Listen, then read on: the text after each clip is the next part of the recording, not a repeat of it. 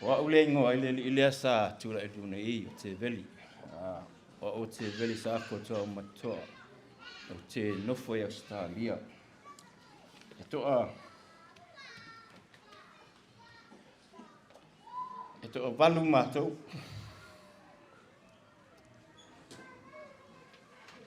O ula tino na lima ina mato vasenga. Ia ua mua le to lua. Ia to ono matou. Ole to lua lai to tolu to tasi lai Hawaii to lua lai America. Ia malo tangata fatava le Australia. Ia mal to tasi lai Samoa. You know it's so hard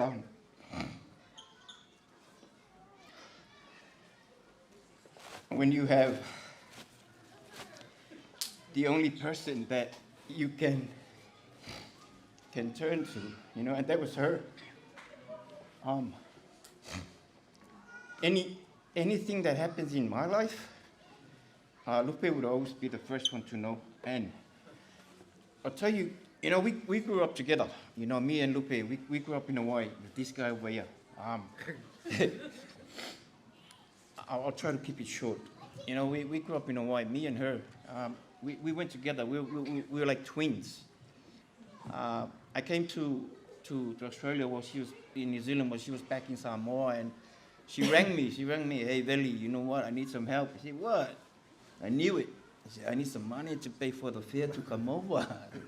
I said, yeah. I said, okay, I'll help you out. And that's where we reunited again in New Zealand. And then I went to Australia. O le kaiming ma koe ma futai ma tuafafine. Ina ua wala au le ali I le matou ainga. O ina ele lava sesi sa au tango lima mua iai. Sa wala mai ia tafa ma Lupe. Ele lava sesi sa au fa moi I le mele. La foi sila fia tafa. O ia lava ma lo tuafafine tangata mua ona ofisili ia ni me e tutuku tonu lo ainga. Ia la foi fa poiponga alo ofine. Ia o Lupe lava foi sa ia. O le taimi muli le sa mato mafutai mal tuafafine. Le taimi fa poiponga le alo ofine I Australia. Mai o le tele o mea sa beautiful stories about my sister, but you know I'm a person that always go by the time, so I don't want to, you know, I just want to make everybody. Yeah, one more story. Yeah, okay. Good one. Yeah. Yeah, Lupe, o te mamoli atu lo whaanga o usto mo tuangane lai, misalo ai o mata mai le nei tu la. Tele lava whawhita au le soifuanga sa tau whaatasi ai, nai te loa, le tau autalaina le vaenga. Just you and me, you know, we fight together. And I guess, you know, you're going to go first. I'm just hoping I'm not the next one. But, you know, she was a good sister to me. E pea no whai atu. O te lita ua Lupe o sa whengainga. O te ta ua Lupe o lo tina. A wafu I o le ngaluenga lea tina e whai. Lea lava sa I whai I atiau. Ai o te whawhitai tele, whawhitai Lupe I ngaluenga le lei uma sa e whai mo au. Lea ua e sola ai tua. Yeah, you know, I'll shoulder on and I'll keep on fighting. Masangi fo I le fusto tasi istai. Ai o te whawhitai tele lava I le avanoa o mai se mantafa male ainga.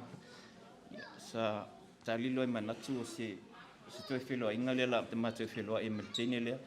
Se fulu lima tausanga o tu ua New Zealand, a le whatoa o o mai ale I nei, ina ua wala au le li I Lupe. Lupe, I le aima se whaale tono o ta ua vāna nofo. A whai fo I sa le, tamani inga sa u tautua tu hawai ha oi. Se te o ngani, ina na whea kainga.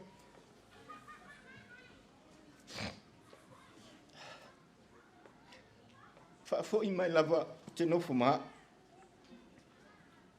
Hai alua ia manuia lo malanga. A mahal mea moni. E nei mo so se se le tau. Whaftai mo le wanoa. Whaftai le wanoa papel tu mai. O te whai ai le nei tau talanga. Le nganga loto maulalo. Le safo Yesu Kiristo. Amen. Amen.